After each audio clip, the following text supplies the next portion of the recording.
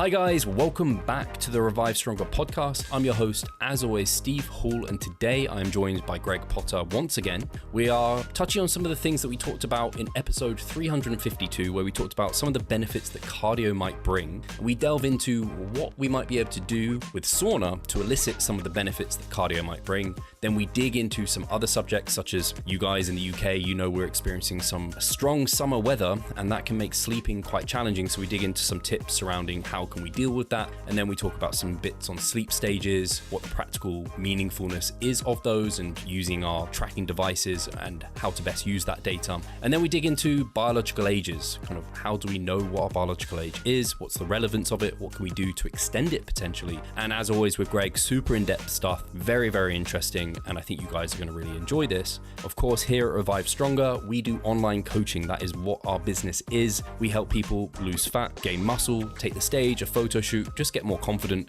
and obviously extend their knowledge too. That's part of our coaching. We like to educate our clients and answer all their questions and make sure that they feel heard and educated to take this on once they do leave the nest and start coaching themselves. So guys, if you are interested in that, that's always linked in the description. But without further ado, let's get into the show.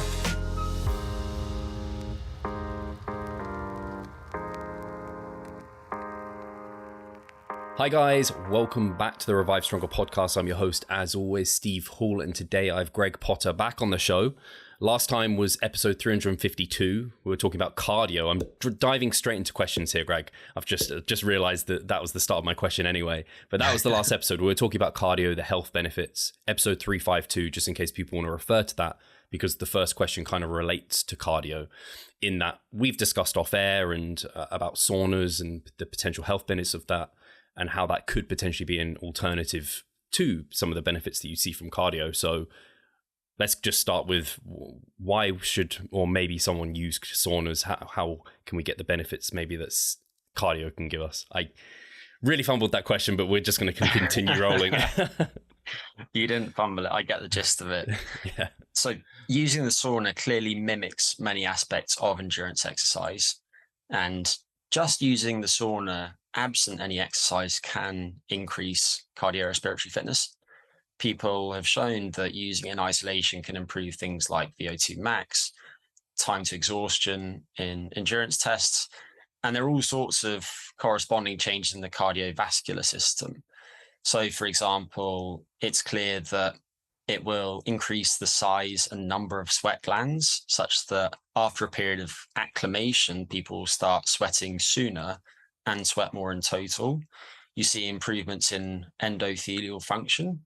Those are very important to delivering blood and therefore nutrients and oxygen to tissues that need that.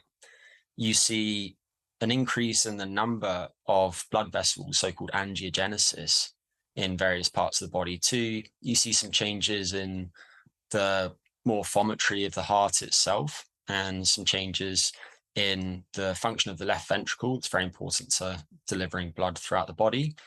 And then in accordance with all those changes, you see improved measures of cardiovascular health, such as reduced blood pressure and reduced heart rate as well.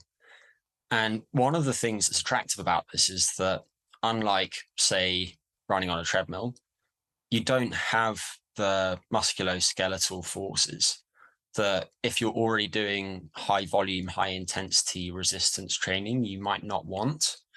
And so thinking about this in the context of someone's entire training career, you're getting many of the positive effects of cardio, but you're not getting much additional wear and tear. Going back to those cardiovascular changes I mentioned, there have been some interesting large-scale cross-sectional studies in which people have asked people how frequently do you use the sauna and how long have you used it for. And some of those studies have shown dose-response relationships between sauna use and certain disease outcomes. A lot of this work's been done by a guy named Jari Laukkanen, and he's found that people who use the sauna more have less cardiovascular disease over time and dramatic reductions in dementia too. I think there are probably some other less researched but positive effects. And one of those, and this is speculation, is a boost in mood. There's some interesting work on something called whole body hypothermia, which is heating the body but not heating the head. So people will wear these funny suits that just keep the torso and the limbs and heat those parts of the body, but not the head. And when people use that repeatedly over the course of several weeks, you see reductions in depression or measures of depression. And my guess is that using the sauna has similar effects, just because I know that when I personally use the sauna, I feel much better. I don't think I've ever done anything that's had as noticeable positive effect on my mood. And I realize that's just anecdote, but I suspect that there's something there given the research on whole body hypothermia. Another that I think came up in a previous conversation that we had is that you do actually excrete quite a few toxins through your sweat. And if you look, for instance, at excretion of lead, which you're exposed to from things like exhaust fumes, mercury, which you might get from things like tuna, cadmium, you're going to get that from foods such as cocoa and chocolate. You excrete those at higher rates through your sweat than through the urine, and quite a lot higher. And I think that this might be particularly relevant during fat loss phases. When someone's in an energy deficit, and specifically when they're in a negative fat balance, they're losing fat, because you deposit a lot of those toxins in your fat tissue, a lot of those are going to circulate in your body. And so at this time, using the sauna to facilitate their excretion might be really good for your long-term health. Again, it's speculative, but I suspect that that's one of the mechanisms that's contributing to these reductions in disease risk that we see in those large-scale cross-sectional studies. Some people think that it might have some other anti-aging effects. People speak a lot about heat shock proteins and their roles in what's called proteostasis, which is just basically making sure that proteins are folded up correctly. That's very important to the function of those proteins. And that process of proteostasis tends to get worse with aging. And so if you're increasing heat shock protein activity through using the sauna, maybe you're improving proteostasis and thereby helping maintain your resilience as you get older. Another benefit that I think is relevant to physique athletes is that sauna use does seem to improve skin health. And people who use the sauna frequently have better hydration in the outermost layer of the skin, and they have better skin barrier function too. So if you just want to look pretty and have a nice physique, then there's probably a benefit to be had there. In terms of how to use it, I don't think we really know how to best combine it with resistance training just yet. There was an interesting study, again by Jari Laukkanen, published last year, in which he took people, and these were novices, put them through a concurrent exercise training program. So they're doing both resistance training and cardiorespiratory training. And then at the end of the session, one of the groups added a 15-minute sauna session. And the sauna session wasn't particularly intense. It started at 65 degrees Celsius, and then every other week they increased the temperature by 5 degrees, such that at the end of the intervention, the temperature was 85 degrees. So this is a pretty moderate intervention, but they found that there were greater health benefits in the group that used the sauna as well. And specifically, they had a greater increase in cardiorespiratory fitness and greater reductions in blood pressure and total cholesterol too. So improved cardiovascular function and probably reduced cardiovascular risk.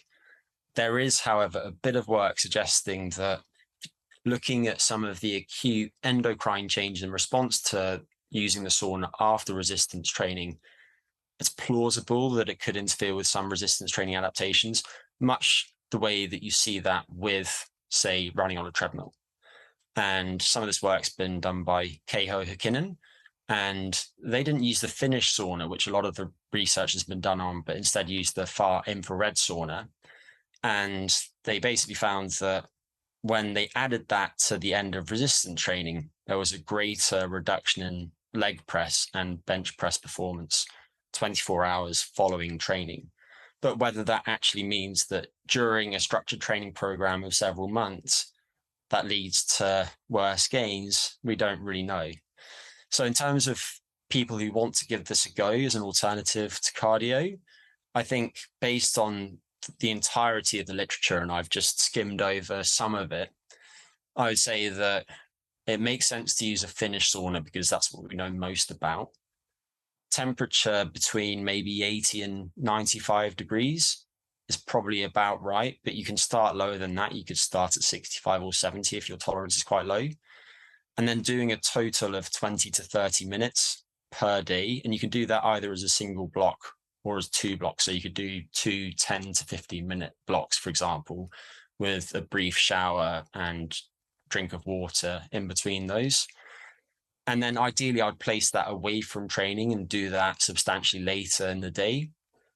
I think there are reasons to think that using it relatively late in the day, but not too close to sleep, probably finished at least 2 hours before sleep, could improve subsequent sleep. Because you see that with other forms of whole body heating, such as warm baths and hot showers, as we discussed previously. And I think otherwise putting this on rest days from the gym makes a lot of sense. And then finally, it's not for everyone. It's clear that because you are spending a lot of time heating your whole body, you probably will cook your swimmers, if you're a guy, a little bit. I don't think that there is cause for the concern in the long run. I think that you're going to regain your reproductive function after stopping using it for several weeks. But let's say that you're trying to conceive at the moment. I don't think that using it will make a lot of sense. However, I think if someone has used it for several months previously and stopped using it, their reproductive function might actually be better because of some of those cardiovascular changes that you've seen during the sauna use. And then it's probably contraindicated for people with certain cardiovascular conditions. We don't really know, but maybe if, for instance, someone has a heart arrhythmia, they shouldn't give it a go. And then finally, if you've had a bit of a session and you've had too much alcohol, you don't want to then jump in the sauna because you can lose quite a lot of mass quite quickly. Out of curiosity, I weighed myself pre and post sauna last year, and it was after I used the sauna for a couple of weeks. I was probably losing more fluid at that point than I did at the start. But in the space of half an hour, I lost 1.5 kilos. So you can lose a lot of fluid, especially if you already have quite a high sweat rate or if you're quite a big person. So don't drink in sauna. Really well summarized, Greg. A lot of thoughts went through my head. The immediate one actually on the weight loss. I've seen it used more on the enhanced side of bodybuilding. Big guys sweat a lot. They have weight categories to meet, like using the sauna a lot the day to make weight. Someone who comes to mind who the listeners will know, who you might have heard of, Jared Feather. I've seen him do that several times. And then people ask the question like, oh no, you're doing that post-workout, isn't that going to blunt hypertrophy, which you kind of talked about, and that they tend to have that same opinion that you have, like try and keep it away from workout windows. So I'm glad you touched on that, because obviously basically everyone listing is working out as well. I guess one of the thoughts that come to mind is like the practicality of it. This is when we've spoken about it, I've always been like, how do I get access to a sauna? And I know you're someone who I don't know if you'll go out of your way, I don't know if that's fair to say, to try and find a sauna, but what have you found practically to like allow you to find like access to, especially a Finnish sauna? Is there anything that like differentiates a Finnish sauna? Can someone identify that by looking at one? Yeah, Finnish sauna is typically some hot coals that you throw water on. And the obvious differentiating factor is just looking at the sauna. The alternative is typically an infrared sauna. And those will often be places in which there is lots of red light coming out of the walls. So I don't know which is more common in the UK, but they're normally quite easy to identify. In my experience, more than not, you will find Finnish saunas. So I suppose the big takeaway is just move to Finland, and pretty much every home out there has its own sauna. But if that's not on the cards, then will I personally go out of my way to try and find a gym with a sauna? No, not really. If a gym has a sauna, will I use it? Yeah, I normally will. Unlike some people tuning in, I'm not just trying to grow as much muscle as possible, as quickly as possible. I'm more interested in my overall health. And as I alluded to, there's maybe some small chance that using the sauna could interfere with some gains, but that is speculative at the moment. Who knows? We might find out that it has the opposite effect. I don't think we will. but it's still plausible at this point. And if it does interfere, then I don't think that using the sauna briefly will have a substantial effect at all. I think it will be clinically non-significant, but for someone like you, you might want to pause just because you are thinking about stepping on the stage again. But otherwise, quite a few gyms now do have them. Some of the gym chains in the UK have them. I really like Fitness First. Obviously, I have no affiliation with any gyms or anything like that, but I like it just because it's relatively low cost, but they tend to have really good saunas too. Gyms like Nuffield Health normally have saunas as well. And then some of the smaller scale gyms that only have 4 or 5 gyms in the UK also have saunas. Otherwise, they tend to be in more boutique type places like hotels, and they're not necessarily the best training environments. There are some standalone saunas too that you can pay to use, but they tend to be really expensive on a per use basis. So that's a long-winded way of saying that I typically recommend people seek out gyms that have saunas built into them, if possible, and go about it that way. Just because, as much as anything, it's more practical and cost effective. It's probably not a very helpful answer, but the final thing that I'll add is that in the interest of practicality, I typically personally just use it post-workout. Don't worry too much about that. And I might stay in there for 20 to 30 minutes as per the recommendation I just gave. Have I noticed that it interferes with training adaptations? No, not really. I have noticed the effects on my cardiovascular system. I've noticed the effects on my mood and on the appearance of my skin as well. But in terms of the rate at which I gain strength and muscle, no, I've never really noticed anything. But also, I'm not a really big guy like you and some of your listeners. And maybe if I'd used it for longer stretches, I would notice a difference, because I've personally never used it for more than maybe 2 months at a time. And I actually think that type of intermittent use makes a lot of sense. It's not something I necessarily use year round, although I don't think that unless you were trying to make a baby, it's something you should be concerned about. Sure. Yeah, it's funny you mentioned Finland, because I have only visited Finland once, and they had a sauna in the wherever we were staying. I didn't use it once because I was a kid and I was like, ugh, heat, this is horrible. But now I look back and I'm like, man, that's so cool that they had a sauna there. I'd love to be able to have one. But I was hoping there might be some way that there was something more convenient than some of these gyms. But that's fine. One of the thoughts I had on the whole body hypothermia you were talking about is, it sounds like when you were describing it to me, I was thinking that just sounds like a bath, like a warm bath. Your whole body is heated, but your head's free. And I was just thinking that's when your head's under in the heat, it's not comfortable. But when your head's out, it's actually or like a hot tub, for example. Like hot tubs are super popular. People love that. And me as well. And I think I completely agree. I don't know. The hot tub's obviously included normally on like a holiday or something. So it's typically a relaxing environment. So it's a bath.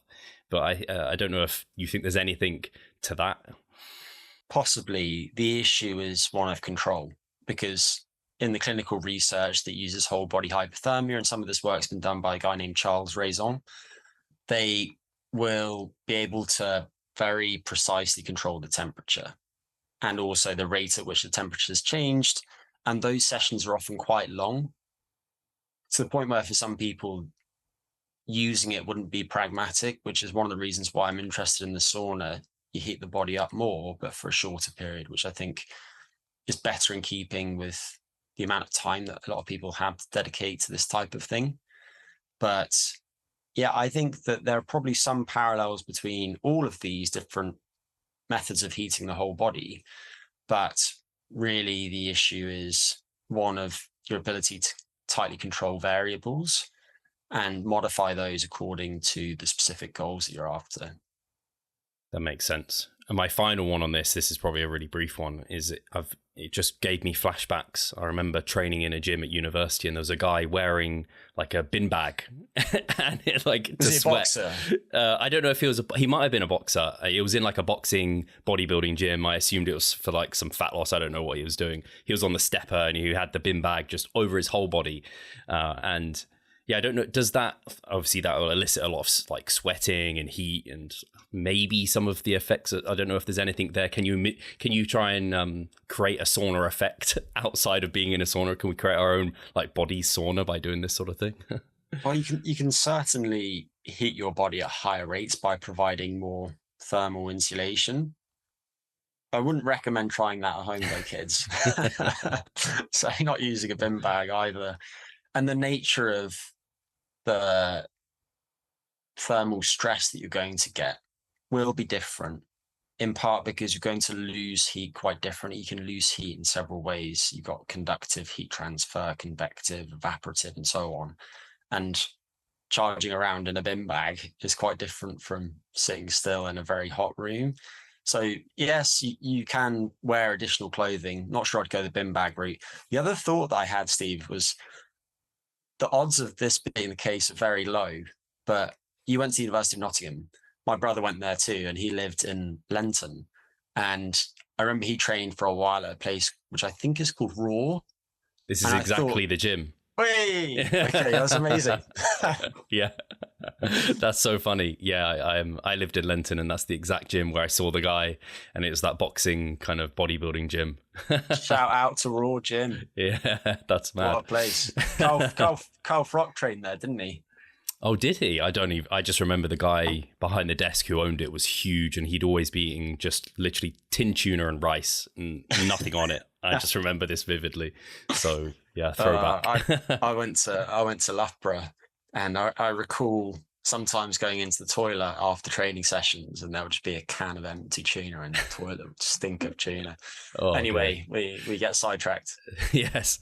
So okay, so that's kind of the sauna, and I mean, this question is, it's not related at all, but it's on the question of heat with the UK, and actually, thankfully, it's cooled down over the last few days, but I'm pretty certain I read in the news there was some more heat waves due this summer.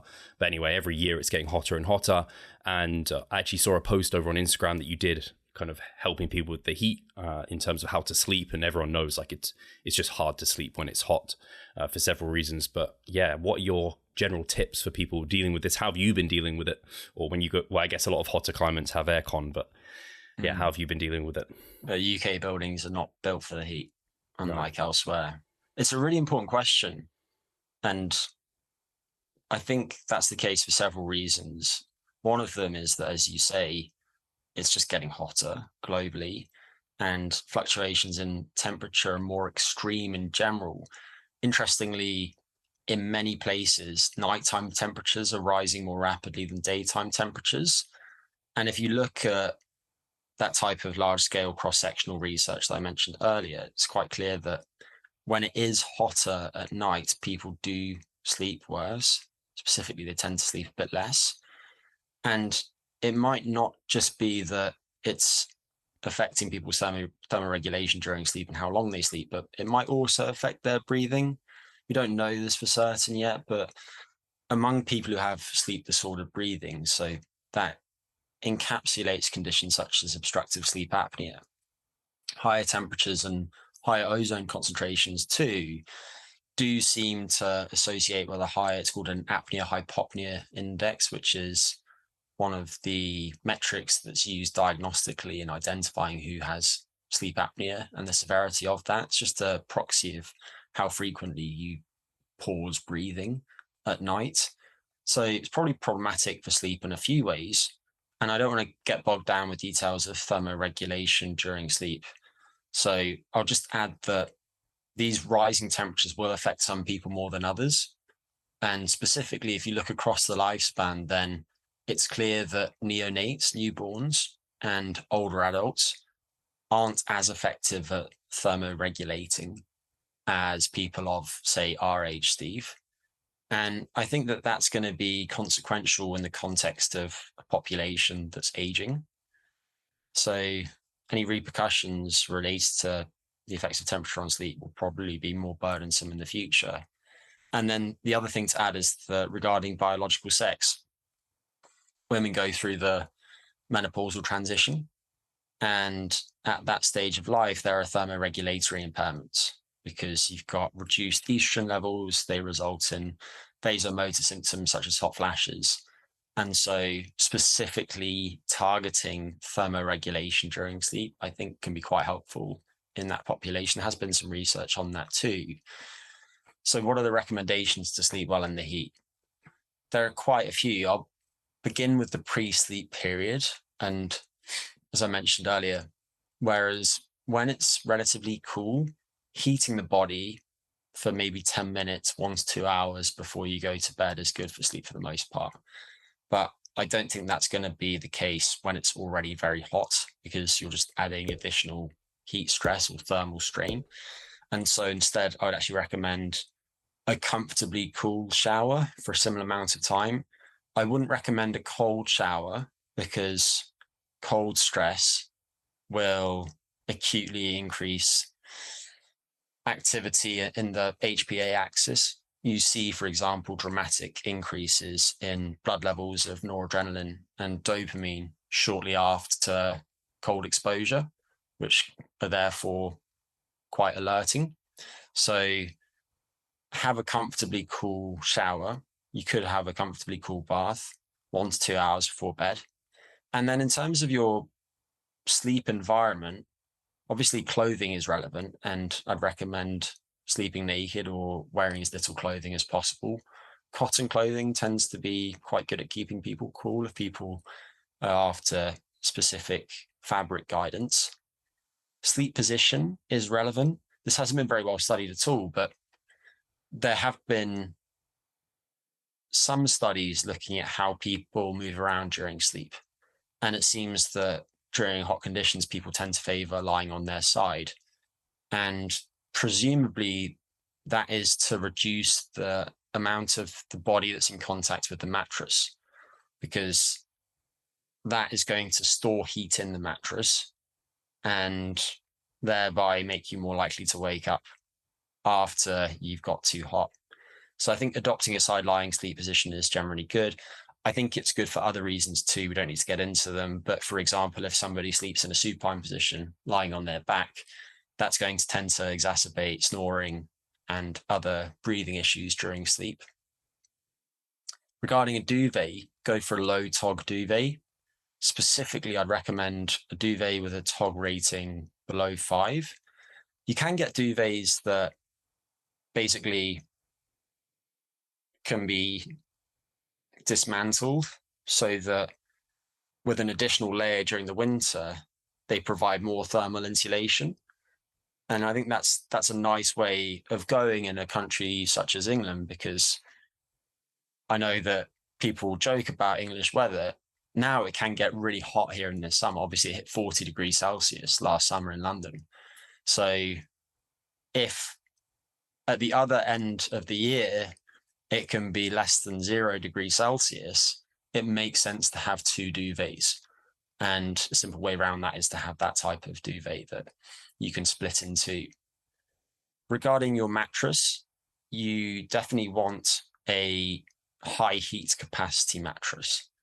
And at high temperatures, these have been shown to increase the proportion of sleep that's spent in the deeper stage of sleep, N3 sleep or slow wave sleep, which is particularly restorative for certain bodily processes, including physical restoration. It's during that stage that your body synthesizes most of its growth hormone, for instance. And this type of high heat capacity mattress also seems to improve subjective sleep quality compared to a conventional mattress. So just how well you feel you sleep. People feel like their sleep is more restorative. And then regarding pillows, obviously their ability to dissipate heat is also very relevant. It's actually probably especially relevant because if the temperature of the brain rises too much during sleep, that certainly will wake you up. And interestingly, there's work looking at forehead temperatures of people who have insomnia versus people who don't have insomnia. And people who have insomnia have higher metabolic activity in the brain and therefore higher brain temperature during sleep. An analogy that's been made before that I really like is that it's a bit like closing the lid on the laptop, but the laptop's still running in the background, and then you open up and it's all toasty. That's more or less what's going on in insomnia. And so it's really important to have pillows that help keep your forehead cool during sleep. And you can get temperature controlled pillow toppers now, but otherwise I would just look for products that specify that they're designed to help wick away heat during the night. And I do a little bit of work with a company called the Fine Bedding Company. It's UK based. They sell products in various different shops, but also on their own website. And I think on Amazon, if not now, then soon. But they've got several ranges designed specifically for sleeping in the heat. So I don't receive anything off the back of mentioning that. I'm just mentioning them because they do make really good products. So the other thing to consider is air temperature. And obviously, air that flows over your body can help consolidate sleep when you're sleeping in hot or humid conditions. And I mentioned different forms of heat loss earlier, and that's by increasing convective and evaporative heat loss. And obviously in the UK, not that many buildings have aircon, which in some ways is good because aircon generates a lot of waste heat. So you're basically just moving heat around and you're shifting outside and you're actually contributing to warming outside. It's also enormously energetically inefficient. Obviously, it depends on the products that you're using, but some data suggests that electric fans are about 50 times more energy efficient than air conditioning is. So go for a fan, and it can be bedside, it can be overhead if you like. Either is fine. I just have a small bedside fan that I carry around. I recall you messaging me on WhatsApp, Steve, either last year or the year before, asking about fans, because it was that time of year when all of us are just dying in bed and unable to sleep because it's way, way too hot. But a fan can be a godsend. And if you don't want to use them throughout the night, let's say that you're trying to reduce your energy use as much as possible, the most important thing is to cool yourself down at the start of the night, because that will interfere with sleep onset. And it's a drop in your core body temperature and the temperature of the brain specifically, probably, that's particularly important to initiating sleep and then staying asleep. And what you'll find is that if you don't cool yourself down at the start of the night, then at some point you probably will fall asleep in the heat, just because you've been awake for so long that so much pressure to sleep has accumulated in your body, specifically substances such as adenosine and ATP and extracellular space in the brain, that will override the effects of temperature on your vigilance. And then at some point you will fall asleep. So use these cooling mechanisms at the start of the night if you don't use them during the whole night. And then another relevant air-related factor is particulate matter in the air. And some people think that having houseplants around might help a little bit with this. They can reduce levels of certain types of toxic substances. There's been a little bit of work looking at their effects on things like volatile organic compounds, VOCs, suggesting that some plants might have some small effects on that. However, if the plants produce pollen and somebody has hay fever or an allergy, then obviously that can actually interfere with their sleep. So you've got to take that on a case-by-case basis. But I think that when it's not an issue, having a plant is probably a good idea, for other reasons maybe too, just because we tend to feel less stressed when we have house plants. So I think that their presence can be relaxing and might also slightly improve air quality. And then otherwise, if you're trying to improve air quality, you could just get a fan that has an air purifier or an air filter built into it. Those fans tend to be quite expensive, but they can be good options. And then two final thoughts. One is, if money really isn't too much of a problem for you, there are active cooling devices that you can get besides air conditioning. We've spoken a bit about these, Steve, but an example of this is the Chili Pad, and then another product made by the same company, the Oola. And these are basically temperature controlled mattress toppers, and you can program the two sides of the mattress to different temperatures. So if you and your bed partner have different thermal preferences, then one of you can set the temperature higher than the other. And they haven't really been studied yet, but I think it's fair to assume that they're going to help people with sleep, especially during the heat. There are also some forehead cooling devices, specifically as a product named the that's been used for people who have insomnia, and it's accompanied by an app that basically delivers cognitive behavioral therapy for insomnia. So it's hard to disentangle whether this is improving sleep through the device itself or through the app, because they generally get delivered together. But again, biologically, it makes a lot of sense. However, I don't know if they're actually still selling their products. You used to be able to just buy it on amazon.co.uk, but I haven't seen any of those devices kicking around recently. So just mentioning it for completeness. And then finally, just make sure that you're hydrated. Your fluid needs will go up during the summer, especially if you're also using the sauna now too. So you don't want to mainline 2 liters of water before you go to bed, but suffice it to say that it is important that you pay attention to your fluid intake. And so you might just want to keep a glass of water handy by the bedside.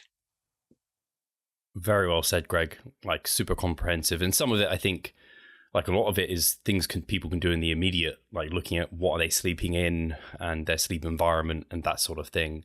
And then, yes, I still have that fan. I don't know where it is. It's somewhere upstairs or something, which I have like had on the entire night. And I love white noise, so it has that like extra benefit there. I also tried to play around with some of the like body cooling, like on the head and with the neck and on the back with like ice packs and like wet towels and things like this. I don't know how much it helped. I was just like, I'm going to try anything to try and cool myself down during this heat. Yeah, it's an old school method, but some people will just keep a bowl of water by the bedside and then a flannel. And then if you wake up at night feeling too hot, you can just dip the flannel in the water and drape it over your neck. Don't think that's a bad strategy. Hasn't really been studied, but makes sense. Probably won't hurt. So yeah, hopefully some of these tips help people with the heat. And I think I'm glad you mentioned the hot shower, because that is something I was thinking, because we've spoken about it before, where it cools down the kind of core body temperature, and that is what needs to happen to allow us to initiate sleep. And so that's something I have kind of suggested to clients, and I've tried. And I'm kind of like, I was never sure, because I'm like, it feels really counterintuitive to have a hot shower. It always felt counterintuitive, but particularly when it's hot already. So it's interesting to hear that you're actually having kind of a mildly cold shower, one that's comfortable. Yeah, I think that's better option. Again, it hasn't really been studied, but that's my gut feeling. And also experientially, that makes sense to me. Yeah. No, it's, again, it just feels so wrong to get into a hot shower at that time. And I'm assuming the research when they're doing that, it's not when it's like incredibly hot conditions. It's like mild conditions where the room can be cool, like a cave, for example. Yeah, often in those types of studies that have looked at the effects of active whole body heating before bed on subsequent sleep, people are sleeping in ambient temperatures of maybe 17 to 22 degrees Celsius, which for a lot of people is right around the sweet spot. They're not sleeping in ambient temperatures of 27 degrees Celsius. And my guess is that you'd actually see that having a hot shower or hot bath before sleeping in such hot conditions would actually worsen sleep. Actually, and just one final thing, Greg. I sleep, it's in our converted loft, so heat rises and it just draws all the heat in. But something you mentioned in your post was related to like sleeping in different rooms if you can. And that might just be something people haven't thought about. So yeah, it is an option. I think it's one that's either unpalatable for some people or not feasible. But if you've got a big house and you can sleep in a cooler environment, then definitely do that. Another one that I really enjoyed hearing is I've got a friend that sleeps in a van and he sleeps on a blow-up mattress.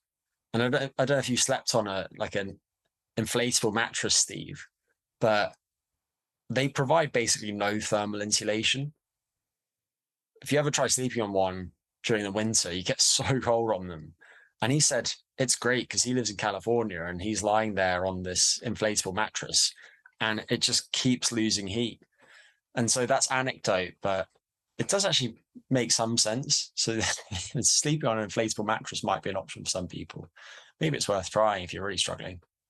that makes a lot of sense. Yeah, and I would definitely sleep downstairs, like just in our lounge on the sofa, but Charlotte is a night owl, and so she's watching TV, so there's no way it's going to work for me, so I have to trope upstairs and try and sleep up there.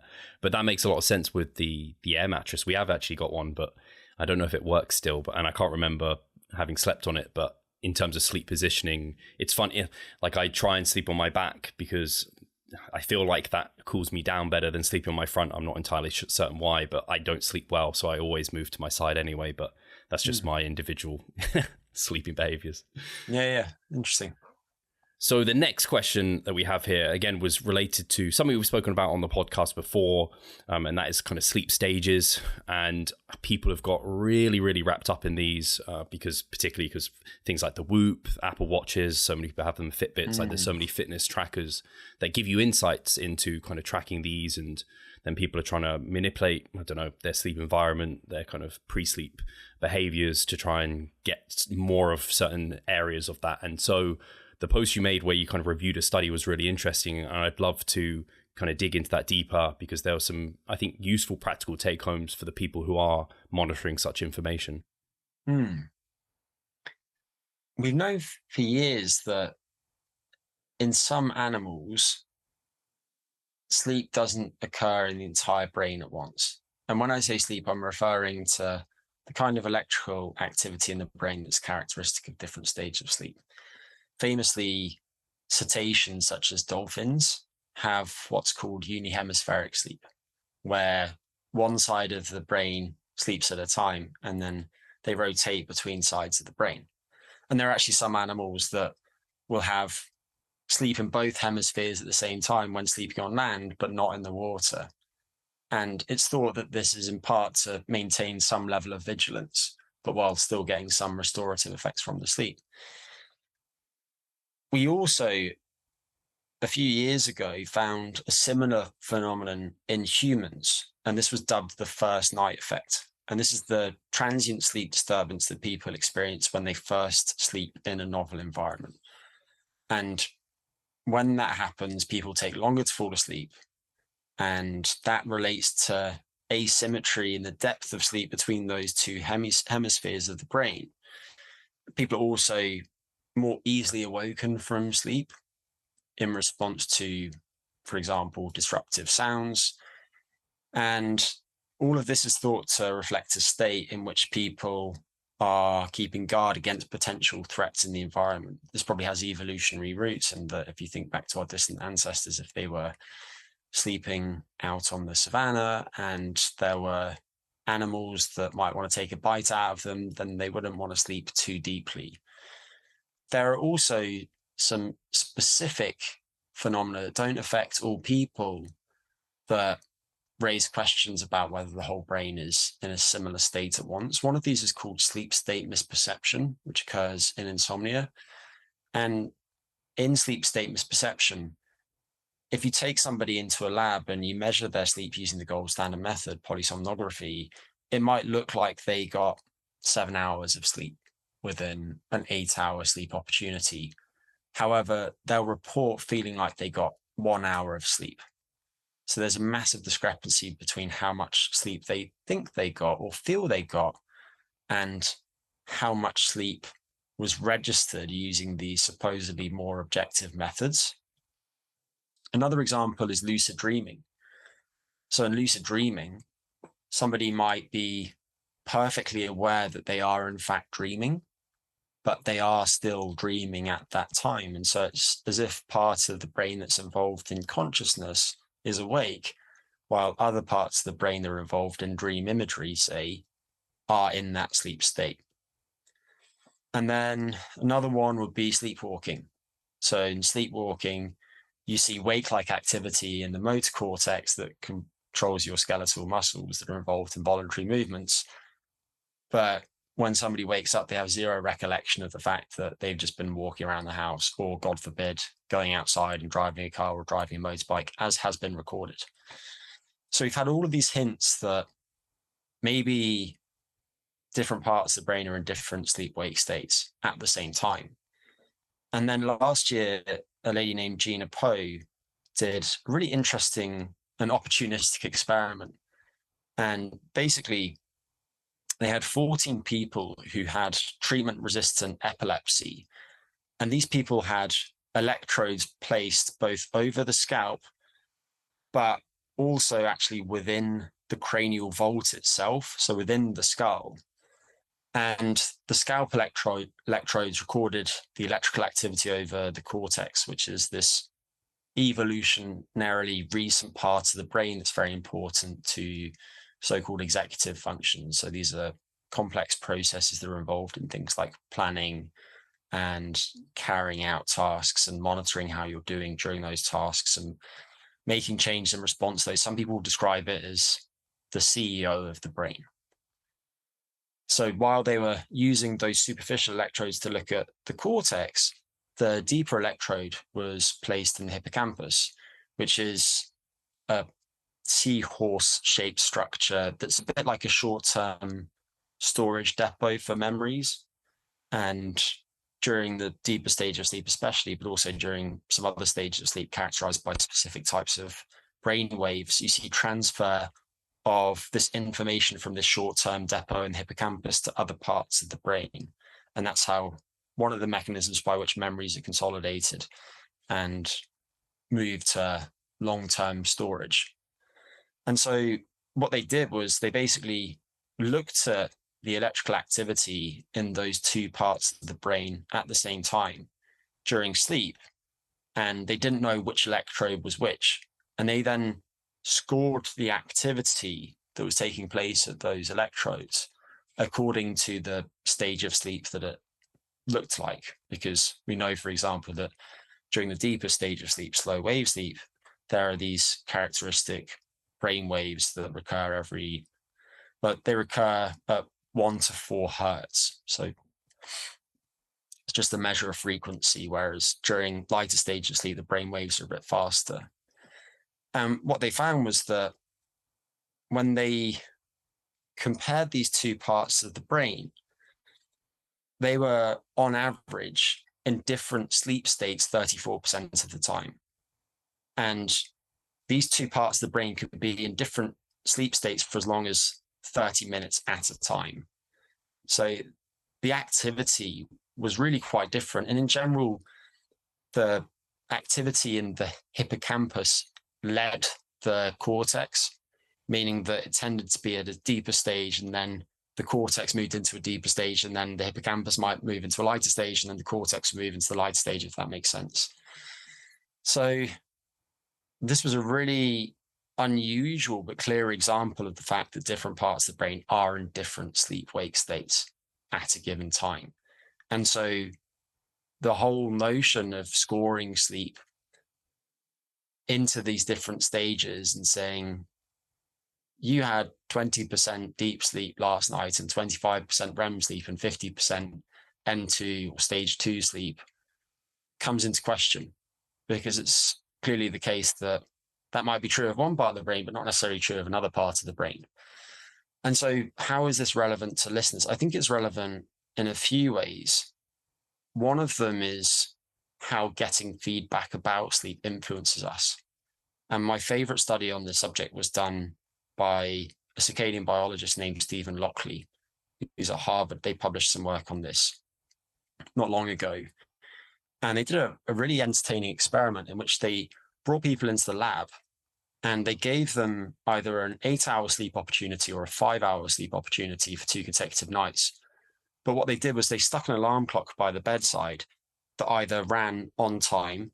So if they had 8 hours in bed, it showed that they'd had 8 hours in bed because it had moved 8 hours, or it ran fast. So they might have been in bed for 5 hours, but it showed that they'd been in bed for 8 hours, or it ran slow. I hope I get that the right way around. But basically, some people had been in bed for 5 hours and thought they'd got 8 hours. Some people thought they got 8 hours, but had been in bed for 5 hours. And then some people had 5 hours, thought they got 5 hours. Some had 8 hours, thought they got 8 hours. And when people were told that they had 8 hours in bed, but actually had 5 hours in bed, their reaction times during a common test is called the psychomotor vigilance test were faster than when they had 5 hours and were told they had 5 hours in bed. And interestingly, they actually looked at some of these patterns of electrical activity in the brain too, to see whether they were affected by people's perceptions of time passing. And when they were told they had 8 hours in bed, they had less slow wave activity than when they were told they had 5 hours in bed.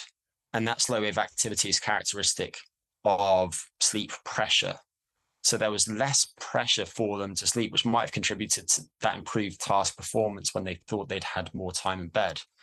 And then also when they were told that they'd had 5 hours in bed, but they'd actually had 8 hours in bed, their reaction times were worse. And so it's just a really nice demonstration that what you're told about your sleep actually affects your daytime function. And so if you've got this wearable that's telling you that your sleep score last night was 64 out of 100, but before reading that, you thought your sleep was okay, that's actually probably contributing to some subsequent performance decline you're going to experience that day as you try and get work done. So I have reservations about the way that some companies display sleep-related data. I think it's a hard thing to get right, but certainly some people get hung up about their sleep data. And Steve, you will have come across this term orthosomnia, I think probably in part because we've discussed it briefly previously, but it's a term that was coined a few years ago to describe people who are preoccupied with a quest for perfect sleep. And actually prior to that, it was dubbed chronorexia, but that didn't catch on. I actually think orthosomnia is a better term, so probably good that it didn't. But this does happen, and I think it happens much more frequently now than it used to because people use wearables more now than they used to. And so there's been some additional research since this term was dubbed showing that the phenomenon clearly does take place quite frequently. And it's also clear that people who actually practice sleep medicine see this frequently in people who come in with concerns about their insomnia. So what are the takeaways? I would say, first, don't put too much stock in your sleep data. And if you find that tracking your sleep makes you anxious about what your sleep data show, and it makes you obsessed about the numbers, maybe it even worsens your sleep because you're putting more pressure on yourself to make up for the poor numbers that you've had the previous few nights, I would stop tracking your sleep using one of these wearables entirely for a month or longer. And then at the end of that period, reflect on the previous month and see how it compared to when you were using the wearable. And I say wearable, really in that bucket, I'm also putting nearables, which are devices that are placed near you that purport to measure your sleep as well. So I know that I might seem curmudgeonly in saying all of that, but it's just another example of the importance of displaying information in a way that actually leads to the outcomes that we want. And it makes me think of a concept from skill learning. I've never spoken to anyone about this, but I think it's interesting, and I've never seen it mentioned in the literature. But if you look, Steve, for example, at the literature on motor learning, so picking up some new athletic skill, then there's a lot of work on what's known as knowledge of results versus knowledge of performance. So knowledge of results is saying, this is what you managed to achieve. So let's say that someone was running 30 meters and they ran it in 4.5 seconds. That's knowledge of results.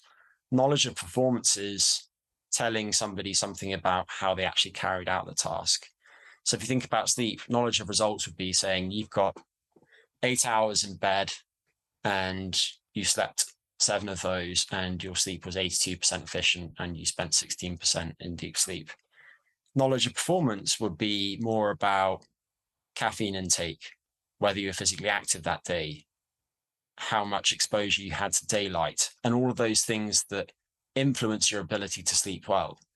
And so from my perspective, I'm much more interested in having people focus on performance, those things that influence their sleep, and then just letting the sleep happen, than giving them feedback about their results. And actually, from the perspective of the manufacturers, I wonder about whether it'd be better to not necessarily display the sleep data all the time, but instead, based on the data that they're getting about people's sleep, to then feed them information that they can improve their sleep performance with.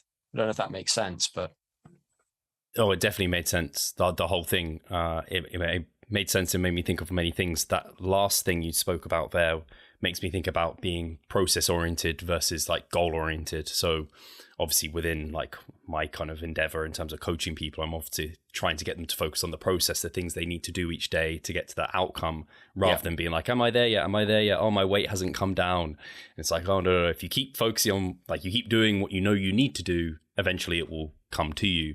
And I definitely see that that's your philosophy with sleep after having spoken to you about all of these things. It's a really nice approach too, because whenever I have focused so much on that goal of, oh, my sleep isn't good or whatever it might be, that's never helped. Whereas if I've just like de-stressed, I think of Greg being like, as long as you just like do your good sleep practices, you're going to get good sleep eventually. It does. It sorts itself out. And the same thing happens with my clients where they're like, oh, Steve, you're a wizard. I thought I needed to make all these changes and you said just follow the plan and the weight just came off. And I'm like, yep, I'm not a wizard, but this is just, you do the things you know are going to result in the outcome. It's eventually going to have to come to you. Just don't be ignorant to think that you're kind of following the processes when you're clearly not, which is where the wearables, like you said, could come in and be like, hey, like, don't have caffeine late or whatever it might be that it's able to help you with. I also personally find it funny reflecting on data that I've had during sleep from my wearable. I've got a knackered old Fitbit that I like because I like things like that, because they're cute and charming, because they're so old and everyone else is walking around with their really expensive rings and trackers. But the actual reason I like it is that it gives good step count data, and that's what I'm most interested in. I don't wear it during sleep, but I did wear it during sleep earlier this week. I went and watched the first day of Wimbledon and kept it on while I was sleeping in a sleeping bag, and it was freezing because, the idiot that I am, we didn't take a tent. So I barely slept. And also we started chatting to the people in the queue behind us. And one of the guys, really nice guy, he was like, oh, do you want a beer? I felt awkward. I didn't want to say no to the beer, so I had a beer. And then I was trying to sleep and it was about 13 degrees Celsius. And I had this sleeping bag that might as well have been a plastic bag. So it's freezing. And then out of curiosity, the next day I looked at my sleep data and my heart rate variability was the highest that it's ever been. So I just thought, this is just such a load of nonsense.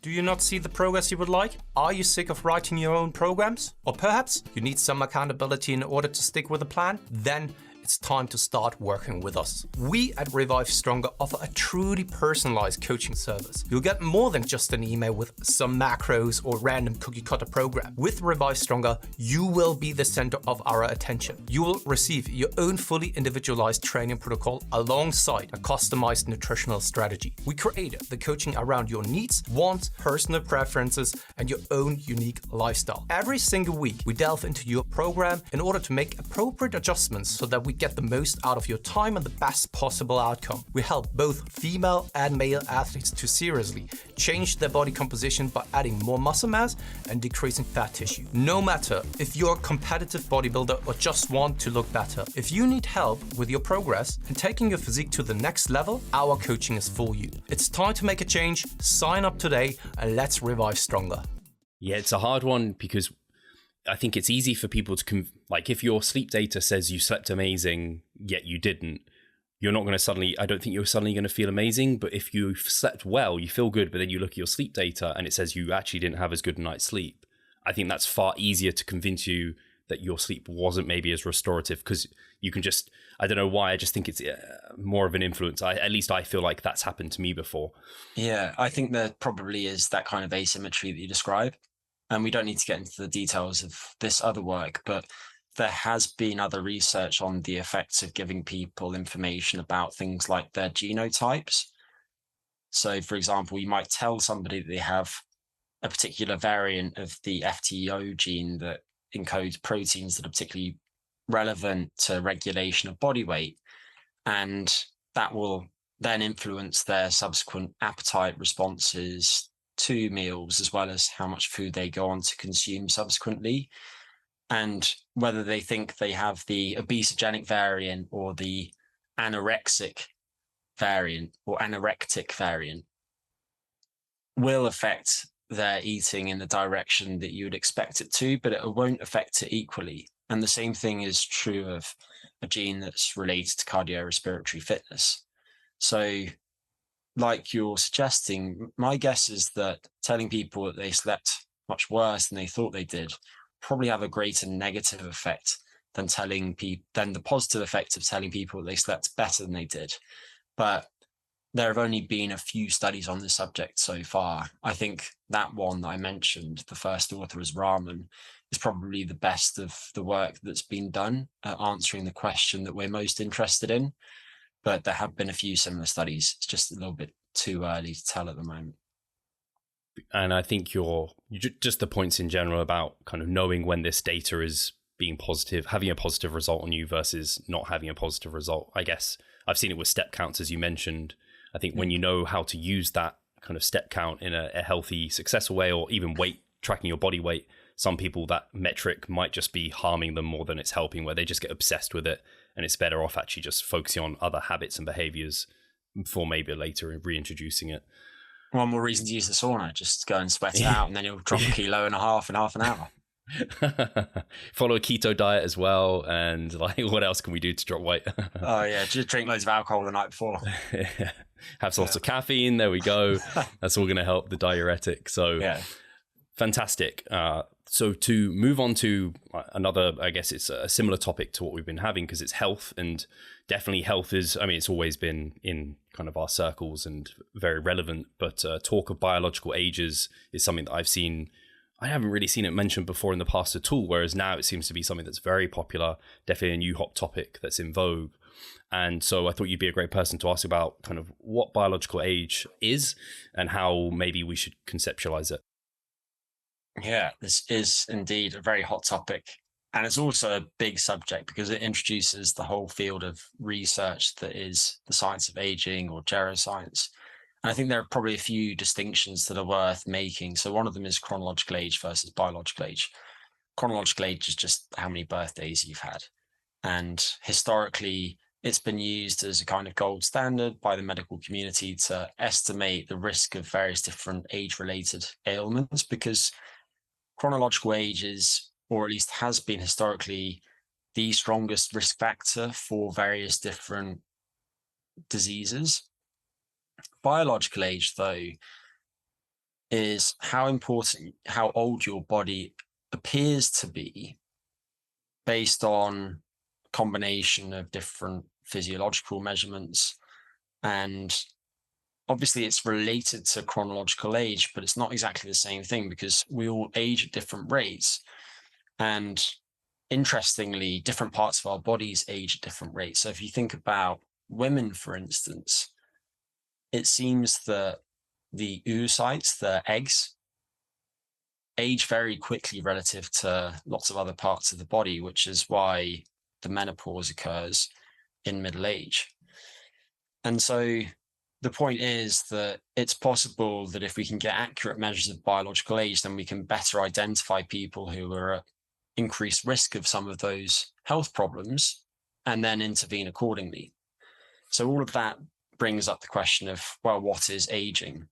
And this has been defined in many different ways, obviously, but I think simplistically we can think of it as these different biological processes that lead to declines in survival and various different bodily functions with the passing of time. And we can think of the aging process across different scales. So at the smallest of those scales, you might be thinking about molecules, and then the largest of the scales, you might be thinking about the entire organism, you, Steve, as an individual. Another distinction that's worth briefly making is that of lifespan versus health span.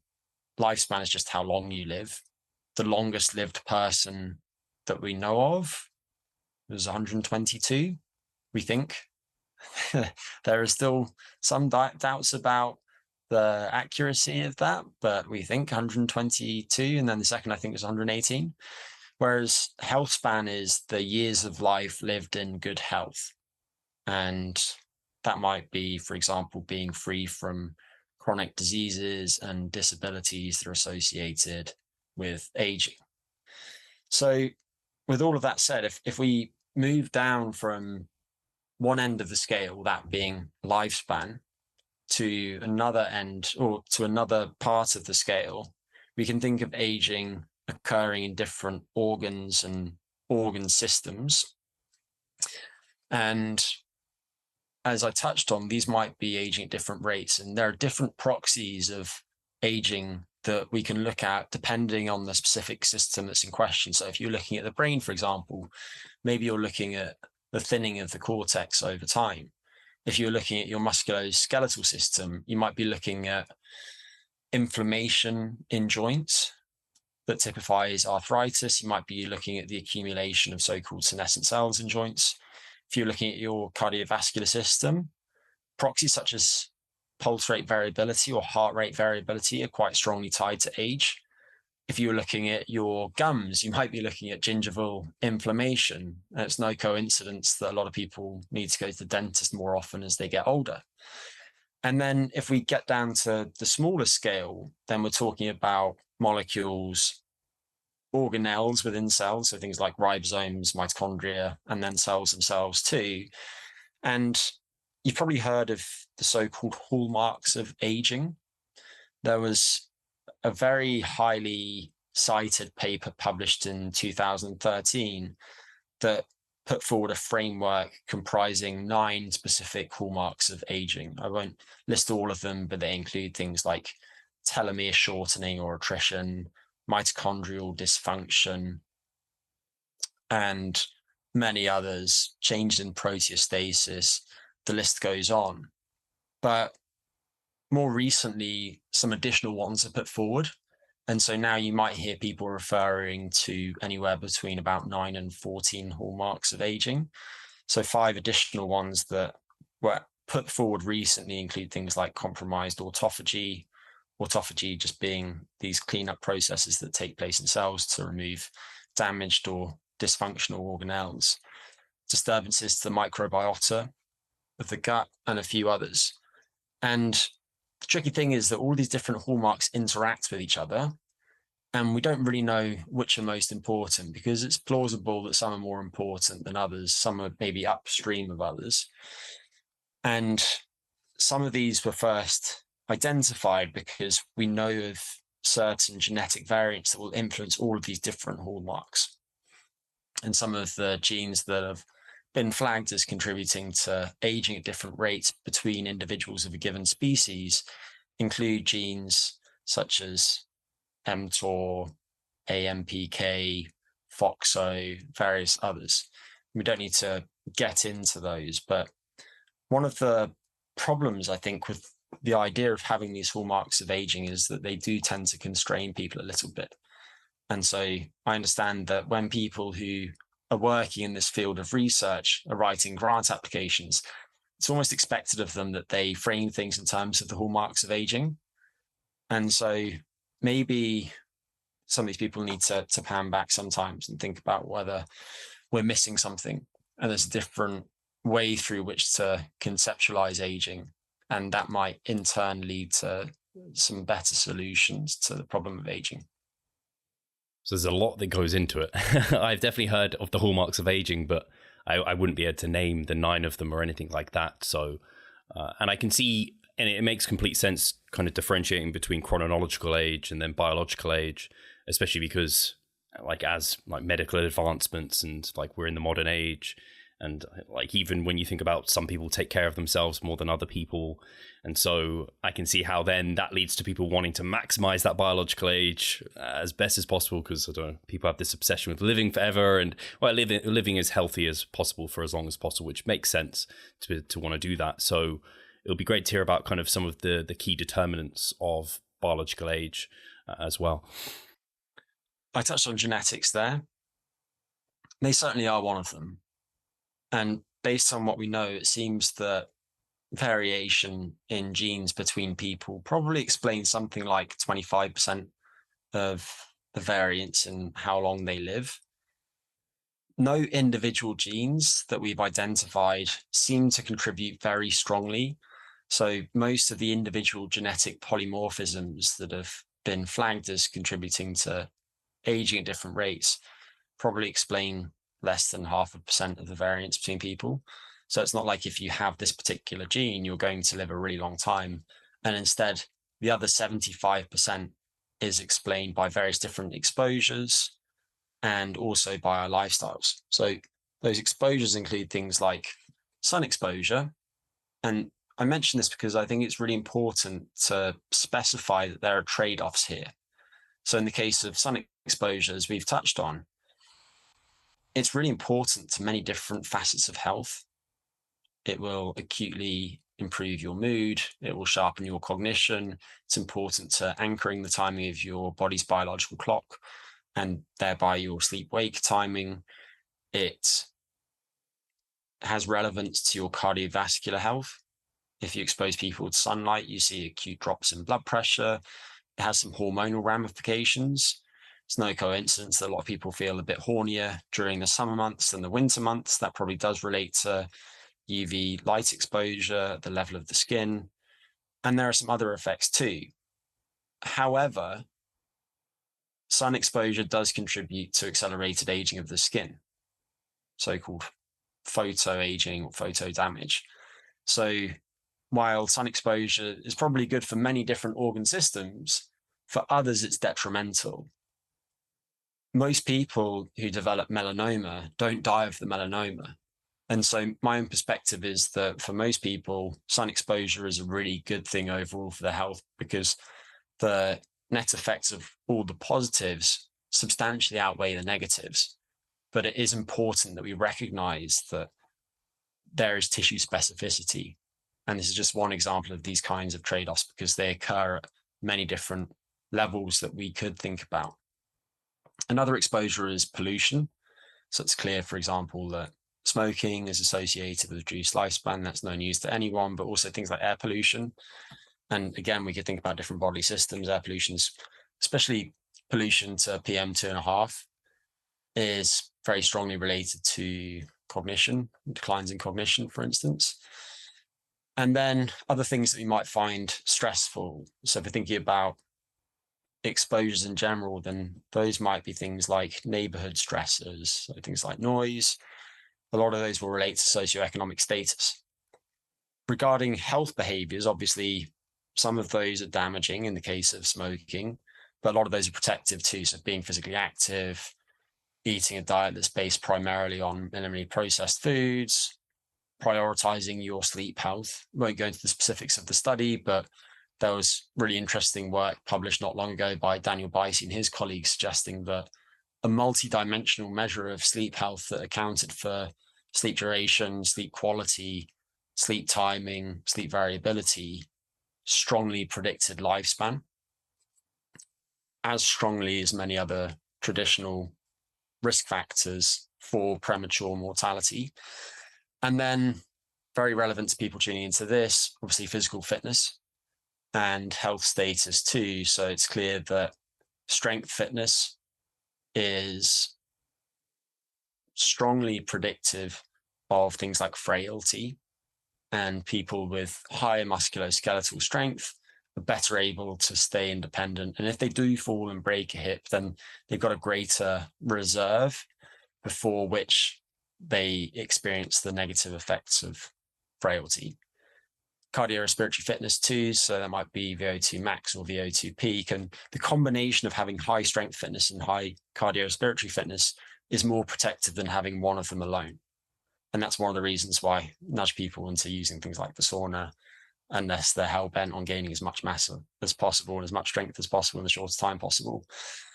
And then some other things would include common measures such as blood pressure. It's just another reason why it's something that you probably should keep an eye on over time. Again, relevant to listeners' body composition. The data here aren't entirely clear, particularly in the case of fat-free mass, just because if you look at the population in general, people who have more fat-free mass also tend to have more fat mass. So if you have someone who's inactive and they start gaining lots of weight, a substantial amount of that will be fat-free mass. And so it's no surprise that in those people, fat-free mass might be negatively associated with health span and lifespan. But in general, if you account for fat mass, then having more fat-free mass is protective. And having less fat mass tends to be protective. Obviously, there is an extreme to that. If you look, for instance, at anorexia, then that's associated with a dramatic reduction in lifespan. But for most people listening to this, more muscle, more bone, less fat, that's associated with a longer life. Mental health is really important. And I think this is probably underappreciated, but pretty much every mental health condition that you could think of, and that might span from something incredibly severe, so schizophrenia, schizoaffective disorder, bipolar, to what people would assume would be benign, like ADHD, they're pretty much all associated with at least some modest reduction in lifespan, which is interesting. And then related to that, mindset is important too. So just how you think about your health and how you think about your life in general, and how optimistic you are. People who are more optimistic tend to live longer. And then the last one I mentioned is just subjective health. So how healthy you feel you are. The Luddite in me absolutely loves this, because if you are working as a coach, for example, as we've spoken about previously, some simple self-rated measures of health, such as the WHO-5 or the SF-12 or the SF-36, they're all probably quite strongly predictive of health span and lifespan. So again, I think it's worth looking at some of those over time. So I realize, again, I've thrown quite a lot over to your side of the table there, Steve, but there are lots of them that are relevant. And I realize that some people will be more interested in some of those than others, but I think it helps tee up a conversation about some of these measures of biological age that people are very interested in. Yeah, I think it's really interesting. And I was thinking about one of them was when you were talking about sleep and how, like, a lot of people will know the quote, like, I'll sleep when I'm dead. And it's quite literally the opposite sort of thing in terms of, like, people are like, I don't know, I'm not around for a long time, here, like, for a short time. They have that kind of like, what's it called? They don't want to miss out on anything. And it's kind of exactly the opposite in terms of, like, if you actually take care of your sleep. I always say this to people where they have, like, lots of stuff to get done and they're like, oh, I sacrifice the sleep to get what I need done in this time. And I'm like, but you're going to be better at getting that stuff done if you sleep well, because you'll be able to function better. And then similarly here, like you said, if you sleep well, you're going to actually extend your life and be able to get even more done, versus if you try and, like, sacrifice your sleep in the short term. I guess it is that kind of short-term mindset. And then also just even from our previous discussion, talking about kind of the influence of, like, your mind in terms of if you see that you had, like, poor sleep and how you feel and interpret things, just how powerful the mind just generally is. Every time I ever talk to anyone about, like, how you perceive things and your attitude to life and how important that can be, just like you said here, like, if you think you're healthy, you're more likely to maybe even live for longer. And if you have a positive, more optimistic outlook on life, like, that's going to see you kind of potentially have like a larger biological age. I just think is fascinating. Yeah, and I'll just mention there have been some studies in which people have manipulated whether people perceive what they already do as being adequate to yield health benefits or not, influences their subsequent health. And some of the early work on this looked at people working quite menial jobs. And then more recently, there was some work published by Alia Crum and her colleagues last year in which they gave people Apple Watches and they influenced whether people thought they were getting enough steps each day to positively affect their health. And then they looked at some measures of how well they feel they are, and also some more objective measures of health too. And they found some modest but significant effects. So celebrate wins, even if they are small. And if you're making positive changes to your health behaviors, then acknowledge those. And the better you do acknowledge those, the more positively they probably will actually affect you. And I think there's just a bit of a tendency for people to be perfectionistic and to focus on the things that they're not absolutely nailing, especially in this current longevity obsessed climate. And actually the opposite mindset would foster more resilience. I know you actually it's just made me reflect upon a podcast you recently, or at least I listened to a clip or I heard some of it. And for some reason, the person's name has completely passed by my mind, but it was talking about this focus on optimizing and like how it almost leads people down the wrong path, and they have to actually coming away from optimization might be more optimal because it's less stressful, which is like the cost versus benefit. Yeah, shameless plug. So that's from episode 4 of my new podcast, which is called Reason and Wellbeing. And I don't know if you will, Steve, but you might link to that in the show notes. But that was a conversation that I had with Dr. Tommy Wood. And I asked him, as he reflects on all of the work that he's done in science communication in recent years, because he's been on many of the most popular podcasts, is there anything that he wished that he'd emphasize more? And he said, no, there's something that I wish that I'd emphasize less, and that is optimization. And I completely agree with that.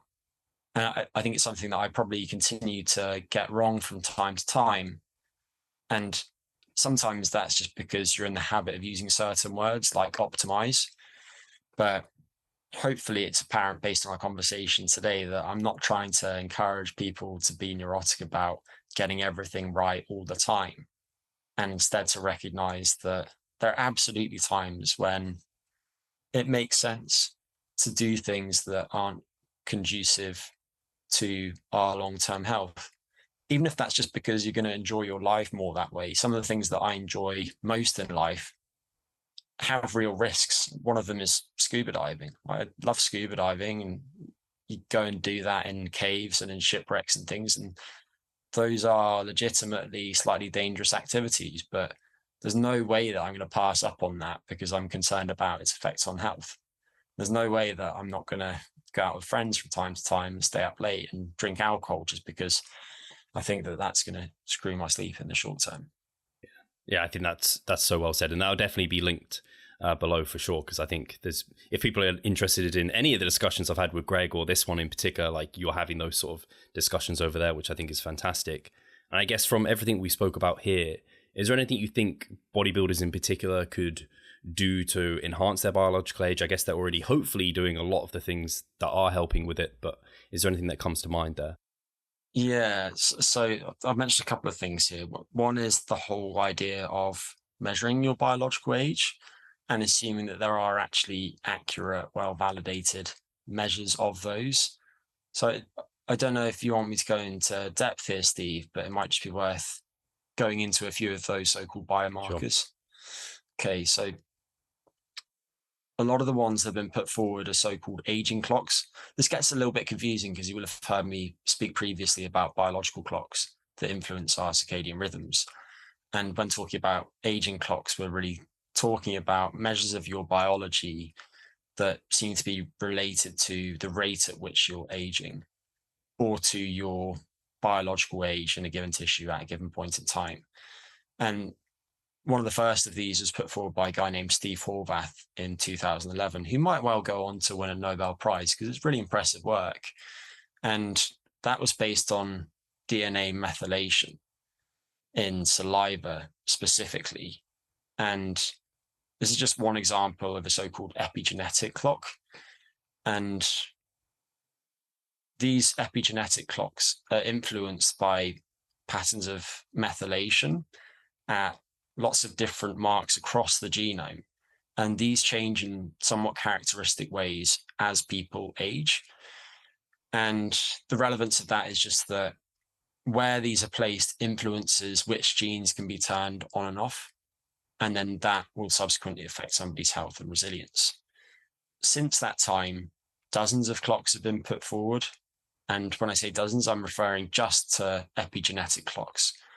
And those include ones that have been put forward by Horvath, but many others too. There's Hannum's clock. There are lots of other ones. Some of them are based on saliva. Some of them are based on blood samples. There are also some other clocks that don't look at, for instance, methylation patterns, but look at other chemical moieties. There's one called glycan age, which is basically based on sugars that are tacked onto immunoglobulin G, which is the most common antibody in the blood. And that we can really think of as a kind of marker of somebody's immune age. And that brings up the idea that we can look at these clocks in different parts of the body, and they probably relate differently to different bodily systems and bodily functions. So some of them probably relate very strongly to immune function, but maybe some others relate to other things too. And while a lot of these will focus on chemicals specifically, we can develop other types of clocks as well. So you can look at clocks that relate to the age of the brain, for instance, by using brain scans. And we can also look at clocks based on somebody's gut microbiota. There was some interesting work published by scientists at Harvard and a company named In Silico not long ago, putting forward a clock based on stool samples. So with all that said, these clearly have some quite substantial limitations, and the scientists would completely recognize those. But obviously this is relevant to how people are taking information that they're getting from these tests of their biological age from two consumer companies. So in the case of epigenetic clocks, going back to what I said earlier about these hallmarks of aging, they're looking at one of the hallmarks of aging, the epigenome, and they're not looking at the other 8 to 13 of these hallmarks. And we don't really know that much about how well they predict disease. They certainly do seem to, at least some of them that have been tested so far, and some of them have actually been directly compared to each other in their ability to predict things like mortality, risk of cardiovascular disease, and some other ailments too.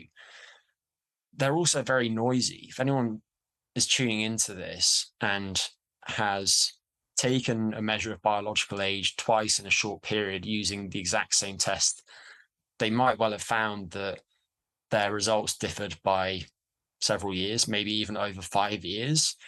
So in the case of some of these clocks, I think some of that's just related to acute changes in immune activity, but that questions what they're really telling you as well as their veracity. And it's clear that some of them are quite easy to gain. So for example, there's a paper looking at people who are vitamin D deficient, giving them vitamin D supplementation to replete their vitamin D stores, finding that that was associated with a reduction in biological age. But whether that then relates to subsequent disease outcomes, we don't really know. It's also worth mentioning that there are some more functional and accessible measures that I think are strongly related to biological age too. And Steve, those could include things like how strong you are and how fit you are. And I actually think those functional measures are probably more strongly related to health span and lifespan than a lot of these new age measures based on the epigenome or gut microbiota or what have you. We can also look at things like cognitive functions. How sharp is your brain relative to other people of the same age? That's going to affect your risk of diseases such as dementia. And then some other markers are quite strongly related to age too. I mentioned heart rate variability earlier. You could probably actually use that as a weak proxy of your biological age. But this is all to put in context the people who are now measuring tens or even hundreds of different outputs that are supposedly measures of biological age or biomarkers of biological age. Maybe the most famous of these people is Brian Johnson. You might have come across him, Steve. You probably have. Yeah, I think I might have heard him on the Modern Wisdom podcast. Was he interviewed on there? I don't know. He might have been. I don't. He avoids the sun. I know that. Yes, he is. It might be that guy. He's put a lot of money into this. He's put about $2 million a year into it. Yeah, that's the guy. Yeah, he's very white. That is for sure. But he's doing a really interesting project. He calls himself a rejuvenation athlete, and he is recruiting lots of different people to help him try and wind back the clock in various different parts of his body. And the results are really impressive. He looks fantastic. He's got incredibly clear skin. He's very bright-eyed. He is in really good cardiovascular shape for someone his age. He's relatively strong too. And without exaggerating, his body fat is such that he could just about step on stage tomorrow and be stage ready. He is very, very, very lean. And that's because he's been using caloric restriction for a long time in conjunction with a low dose of testosterone and growth hormone and some other things. But you have people like that. And I think in part because of their influence, everyone is interested in these clocks now. And you're seeing people post on Instagram about their biological age and people boasting about how they've turned back the clock 5 years in the space of several months, and they assume that it's based on some of these lifestyle changes that they've made, and maybe they're spending a fortune on supposed longevity supplements, but it could actually just be noise in the tests that they're taking.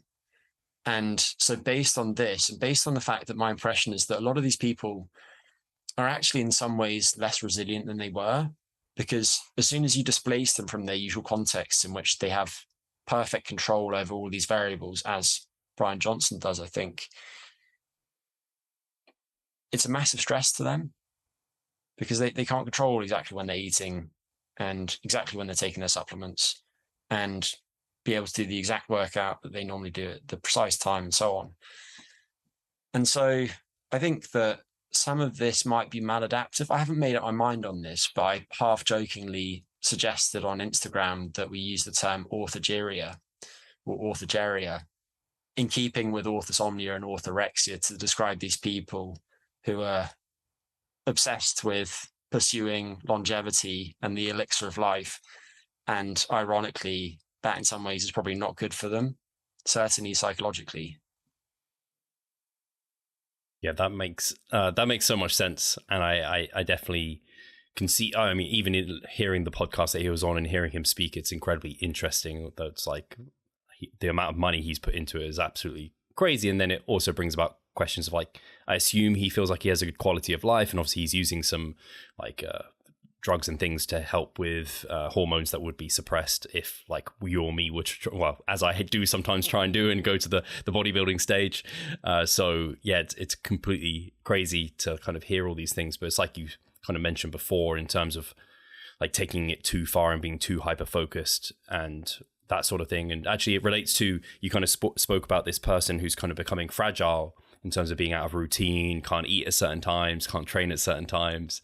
This sounds very familiar in terms of some bodybuilders, and even myself, when I get into like out of my routine, it's not a comfortable place, but I know I want that resilience to be able to be flexible. So it is those, and we were kind of relating this to bodybuilders, the ones who are like very strict on like certain like meal plans, or they have these very strict routines in place and they don't have tools at their disposal to be able to still succeed under these pressures and still be stress-free and that sort of thing, I think is useful. But there's an adjacent concept. There are two adjacent concepts that have got a lot more airtime in recent years that I think are really interesting. One of them is resilience, and you can operationalize this in different ways, but if you think about how a system responds to some sort of stressor and how quickly it bounces back from that disturbance, that's some proxy of resilience. So in the case of your own life, Steve, that distressor might be something that throws you off your usual routine, or it might be having a huge meal following a contest diet, and then seeing how quickly your blood sugar returns to being in the range at which you want it, for example. And with aging, the rate at which people return to the sweet spot slows down. And there are probably also these tipping points for some people where rather than returning to the sweet spot, at some point, somebody crosses over to the other side. Another adjacent concept, which I spent a bit more time reading about recently, and I don't quite know what I make of it yet, but it's called canalization. The first time I came across this was during my undergrad, probably 14 years ago now. And I did this human biology module by a guy named Noel Cameron, and him and another guy with a great name, Barry Bogan, did some work looking at what's called catch-up growth. And the idea is that genetically, I'm a tall person, so I'm 6'4" now, and that is programmed into my genes. But when I was 8, had I been deprived of nutrients temporarily, I wouldn't have grown at the same rate as before that, or at the same rate as a parallel universe in which I was nutrient sufficient.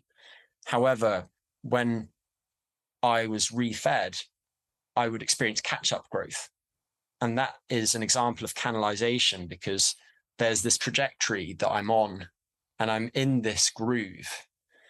And this concept of canalization has been applied to mental health. So people are very interested in how this relates to conditions such as depression, because it seems like a lot of people get very stuck in their ways. And you can think of it as being a bit like a ball on a landscape, where over time, as people grow older, get more stuck in their ways. It's like a valley in the landscape deepens. And so it's harder for the ball to get out of that valley. And you might try and perturb it, but it just rolls up. And then at some point it settles at the bottom of the valley again.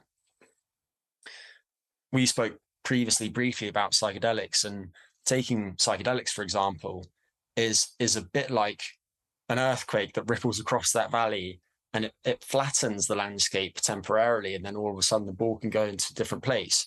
And so somebody is removed from that particular valley or that region into which they've been canalized. So I think that is probably relevant to aging too, because somebody might have a disposition to cardiovascular disease, for example. They've got a family history of heart attacks, stroke, arrhythmias. And what happens is that over time, as the wear and tear of aging accumulates, they end up moving in that direction. So I realize that I get sidetracked there, but I think those two concepts of resilience and canalization are very intriguing in the context of aging. And what we want to do is foster that resilience, which can take many forms, but one of them is psychological flexibility. And I think that's especially relevant to physique athletes. And then also not let that valley get too deep. Do things to temporarily flatten the landscape a bit. And also, if we know that we're disposed to ending up in a particular valley because we've got some genetic background that disposes us to it, that could be mental health related, it could be cardiovascular health related, whatever, then if we're armed with that knowledge of our dispositions, then we can do things to intervene. And then ultimately that's going to help us age in a way that lets us prolong our health span and possibly even our lifespan.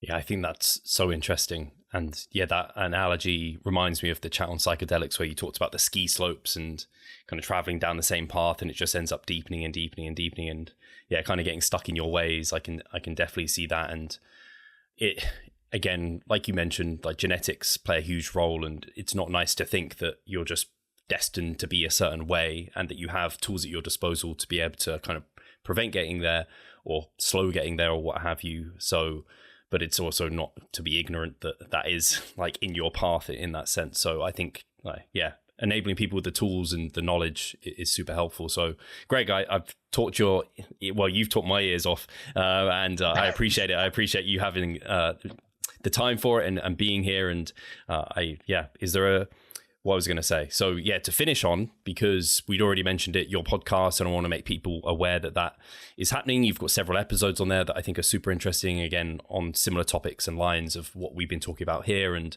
I'm excited to see where you go with it. And I know how much effort you've been putting into those, not just because we've spoken about it, but also having listened to them, I can tell the amount of time and effort you've been putting into those. So I definitely want to make people extra aware of that. Is there anything you want to kind of, how would you describe your podcast if people are like, yeah, you've just kind of talked about it there a little bit, but what's the kind of like short elevator pitch for it?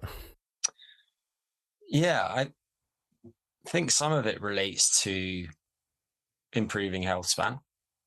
And obviously there are many different elements to that.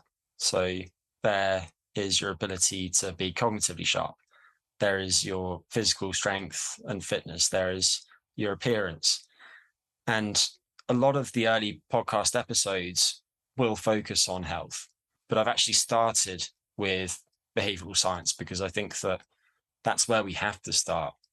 People might have all the knowledge in the world about what they should do to be healthy and live a long, good life, but if they can't actually enact those behaviors, then the knowledge doesn't help them. So the first few episodes are focused on behavioral science, the brain, and also workplace performance, because frankly, if you're performing well at work, you're going to be less stressed, and also you're going to have more resources that you can then use to support your health. But later on, we'll get into lots of other subjects too. So I've got episodes coming up on subjects such as back pain, body composition, and many others. And then down the line, I don't want to constrain myself too much. I don't want it to just be about health and fitness. And instead, I want it to be about making sense of life, which will sound very vague, I'm sure, and living a good life. So how do the actions that we take affect everyone else and everything else? And how do we think about that in the context of the future of humanity, which might sound like a very lofty goal. And I realize that I'm just some young nerd that's just starting in the world of podcasts, but I don't expect much to come of the podcast necessarily. But like you say, I'm applying myself to it, and I'm trying to crank out episodes that people find helpful and interesting. And if people want to find out more, then check out Reason and Wellbeing on all good podcast sources such as Apple Podcasts. You can also watch episodes on the channel youtube.com/@GregPotterPhD. And in the future, I won't just put podcast episodes on there, but I'll probably put some additional content up too. So sometimes some of that might be exercise related, some of it might be nutrition related, and there'll be many other subjects that we'll get to as well. And get a full day of eating. We're going to get workout vlogs. No, I can't imagine you ever doing that sort of content. And I'm pretty sure you're going to have Eric Helms on. The listeners will be very aware of who he is. So that's someone you've got lined up. Is that right? Yeah, I do. I need to reschedule that one. But yes, I will. He's a gentleman. He's been very patient with me. and I will definitely get Eric on, provided that he's amenable to that. But I'm looking forward to chatting to him because I've never actually spoken with him. I think we've orbited many of the same spheres over time, but we've never properly crossed paths. So hopefully Eric and maybe some of the other guests too later on. But Eric would be a great person to speak to about resistance training and changing body composition. And I think how to have a strong body across the lifespan is a kind of unifying theme. But also, Steve, you'd be a great person to speak to about that. And I'm glad that so many people listen to your podcast, because myself aside, you're a voice of reason. So I appreciate everything that you do to spread the word.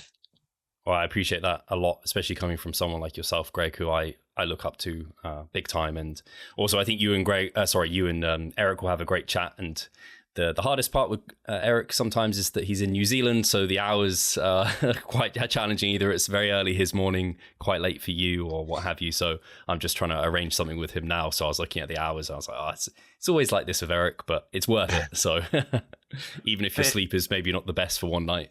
Yeah, just have a growth mindset. Frame it in terms of something that's boosting your resilience, getting you out of your canal. That's the way, again, using the brain to our advantage. So yeah, thank you again, Greg. This has been a fantastic chat, and I know people have really enjoyed it. Definitely check out Reason and Wellbeing. I'll make sure the YouTube channel's linked, and obviously podcast links, and obviously your Instagram as well, because you mentioned that a few times, where you do put out some really helpful information. So guys, thank you so much for listening, and we'll catch you in the next one.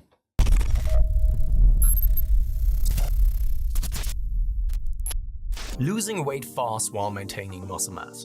Sounds too good to be true, doesn't it? It isn't though. It's reality, and we know how to do it, and we will help you achieve this. The Minicut Movement is an 8-week fat loss program to make you lose a huge chunk of fat while maintaining muscle mass at the same time. We will support you from the beginning to the end so that you see the results you would like to and come out of it much stronger. You'll receive a fully automated spreadsheet that is based on your nutritional needs. You can choose between 6 different male and female training templates. Over 30 videos will guide you through each and every single step of the Minicut so that you're getting the most out of your journey and that you always know what to do. But the best thing is that you can start whenever you want. The Minicut Movement is open 24/7.